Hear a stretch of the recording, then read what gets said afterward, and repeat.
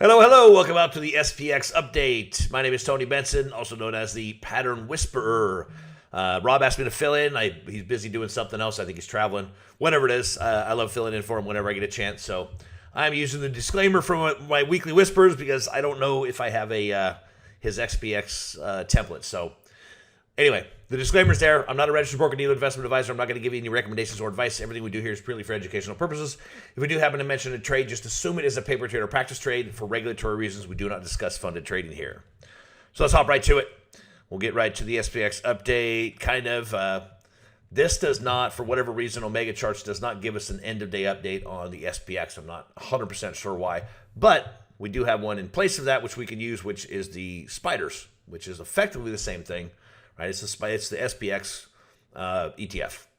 So, and actually, recently I've started utilizing this, and I like it even more because even when we have a full end-of-day update on the SPX, the volume doesn't seem to be, I don't know if it's not accurate or it just doesn't seem to be as, I just don't like it as much. I don't know how to describe it. I just think it's off a little bit because we had yesterday and maybe it was, well, I guess yesterday's volume did pop, but, or no, it didn't. See, look at the volume from yesterday, and I don't know why that is. I'm not sure why it is on the SPX, but sometimes it does that. You know, there's just one way back here in December, and it's just not, you get these anomalies sometimes where the spider seems to be more fluid, if you will. So I've decided that I like the SPY for looking at the volume at least, and the price chart is exactly the same, as you can see if you bounce back and forth. But anyway, big update today, which was rather interesting considering PCE came in a little bit hotter than expected. Not a lot. It was, I think it was, if I remember right, the month over month was the same, was what it was expected to be at 0.3. The year over year was, I think, expected to come in at 3.7, and it came in at 3.8. Don't quote me on those numbers. I have to go back and look. I watched it first thing this morning as it happened. But, so yeah, it was really intriguing to see that the futures took off and ran with an inflation number that the Fed uses, and it was a little bit higher than expected. It would have made sense that it would have gone up if it was lower than expected, but not necessarily higher. So it's a little bit baffling. Yeah. So I don't know. I guess some people, the GDP numbers came out yesterday, and that was worse than expected. Sorry, this cat's decided to come and decide to try to make herself famous. Yeah, GDP came in quite a bit worse than expected, 20 or 30% below. It came in at 1.6 instead of 2.2. So the market sold off, obviously. Got hammered yesterday, as you can see on the charts. You know, we gapped down big time. It did recover. I think there were some people on the sidelines waiting for this pullback, and they went, well, there's a good time to rebuy. I don't know. And maybe they're just continuing to buy today. It doesn't make any sense to me, considering that the economic data is now starting to demonstrate that the economy is weaker than people are pretending it is or talking about it. I've been maintaining that position for quite some time, and it stayed stronger. I mean, last year was surprising to me. I did not expect that. And then when the Fed pivoted, said they were going to stop raising at least, everybody got excited and started piling into stocks, and that's what's caused the run over the last few months. But you may have noticed in the last 4 to 6 weeks, reality is starting to set in, and the economic data is starting to show some cracks. And yeah, we'll see. I mean, Meta came out. I don't know if you saw that the other day. It got hammered based on earnings. Of course, this morning, Google and Microsoft, they both came out yesterday after market, and they were up a ton after hours, and then up a bunch this morning, too. Google was up 15 at an all-time high. NVIDIA's was up 51 today, which is 877. So percentage-wise, it's not massive. It's not even 1%. No, I guess it is. No, that's 6 or 7%. Okay, my math calculator's broken. Anyway, getting back to the SPX, you can see here, and this is one thing that has me not very bullish at this moment. We've had this sell-off those 5 or 6 days in a row that were down. You look at the volume. 3 out of those 6 days were significantly higher than average. The other 3 days were average. And you look at the last 5 days, this whole week, we've had up days with the exception of these 2. And the volume was just abysmal. In fact, I'm going to do a really quick another update and see if that'll give us, this should be very quick. My internet's super fast. So it should be updated already, but I like to do it one more time just to make sure, because we are it's just shortly after the market close. It's 1:25 right now on the West Coast. So I live out in the Seattle area. So yeah, what comes next remains to be seen. But that's the beauty of trading, especially trading short term, like I'm assuming most of you probably do, like I do, right? I'm in and out as quickly as possible. So hopefully a day or two, but if it takes a week or two for things to materialize, that's okay. I've learned over time that when I get into a trade that moves in my favor, it takes 7 to 12 days to play out. If I get into a trade that goes against me, it's 1 to 3 days typically. So I get stopped out quickly, and then I let the winners run, which is the way we should be trading, right? So that's the spiders. I'm going to look real quick while I'm here since we've got it. Where'd the diamonds go? I'm looking at the diamonds, which represents the Dow essentially, right? Very similar picture. You know, we got a pretty decent little sell-off, which a lot of people have been waiting for, right? This run has been pretty crazy. People were waiting for some kind of significant pullback or a decent pullback before they want to get back into the market because they know it's overbought. So they're waiting for a dip, buy the dip, and we've had a little bit of buying of the dip this last week. But you can see that there was some momentum on this downside, which makes me lean more bearish. But I can also see the opportunity for a bullish candidate. In fact, there's a couple bullish trades I have on my Weekly Whispers list this week. Alcoa and AEM are both bullish, and if we pull it up, they're both up. You know, we're up 3,000 between those two, though. So coin is upside down right now. It might get stopped out Monday. It might turn around and give us a big profit. We'll see. And Etsy's down a little bit. So, but we are up 45 grand this year so far on the Weekly Whispers account, which is it's meant to duplicate a $100,000 account. So we're up 45%. Of course, we could give 20 or 30% of that back in the next couple weeks. It's possible. I've done it before.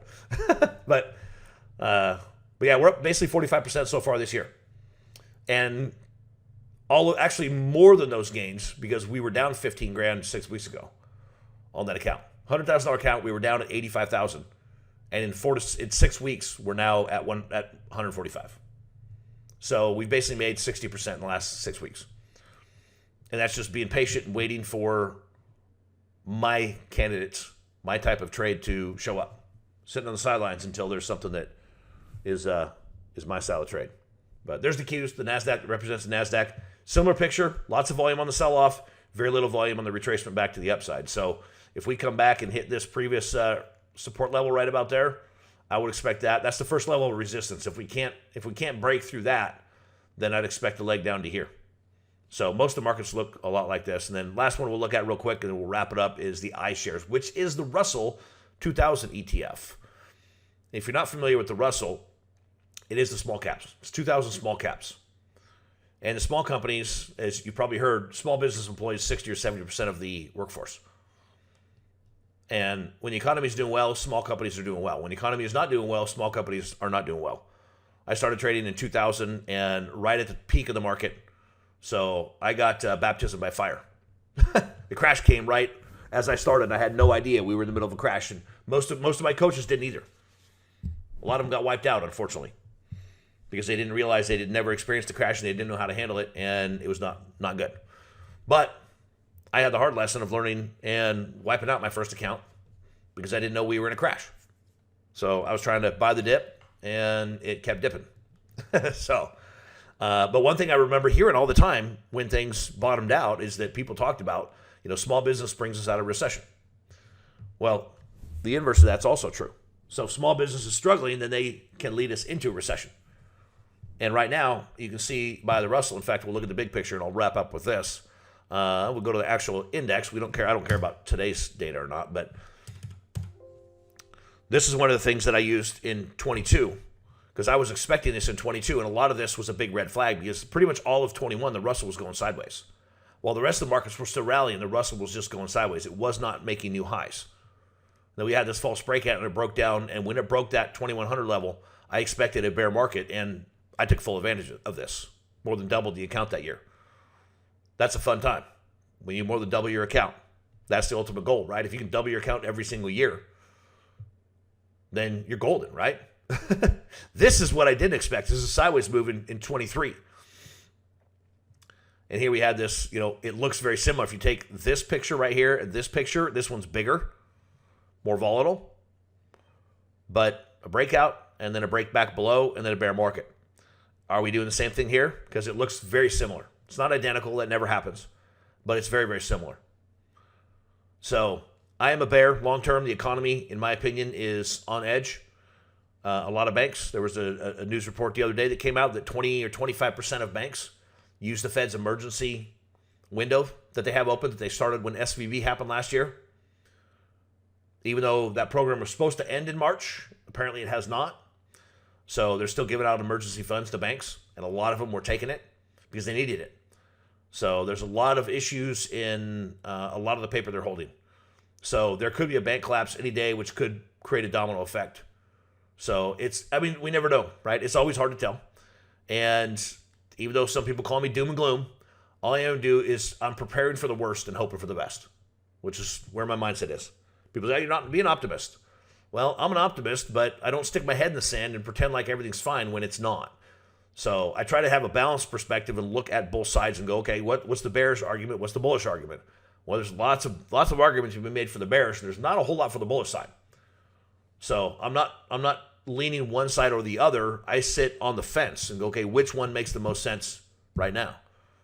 And right now, the bears are starting to gain steam. And when you look at the action of just this month, this sell-off right here with an increase in volume and then light volume this week as the bulls tried to take over is an indication that the bears are in control right now. That could change any day, right? News could come out. Fed's coming out next week, right? I meant to mention that right early on. Jay Powell's coming out and changing, and he's making his comments Wednesday, whether or not they're going to raise rates or lower rates. I expect them to stand pat. I think they're going to do that the rest of the year. I don't think they're going to raise rates at all. I don't think they're going to lower rates either. If they do lower rates, that means that something is direly wrong. So, so it's going to be a crazy week. We've got earnings still, a whole bunch of earnings coming out next week. We had some of the big ones this week, right? Meta, Microsoft, Google, NVIDIA. Did they come out? Nope, they're out the 22nd. But yeah, Google, Microsoft, Tesla's out. Apple is 5-2. Apple's next week. So we have one of the Magnificent Seven out next week. A slew of other earnings coming out next week. So we're in the middle of earnings season, and Jay Powell's going to speak next week. So it's going to be a wild, volatile, crazy week, except for Monday, Tuesday. Tuesday and Wednesday morning will be really calm because people are sitting and waiting until Jay Powell speaks, and then they'll make their move. But Monday should be relatively normal. So just take that into account and trade cautiously. We're going to have some wild swings.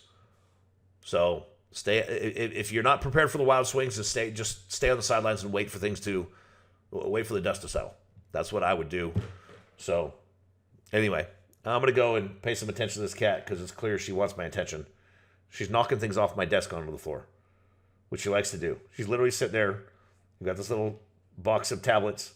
She's pushing it over to the edge, and she'll knock it over, and it'll land on the floor, and she'll stare at it. Like, look what I did.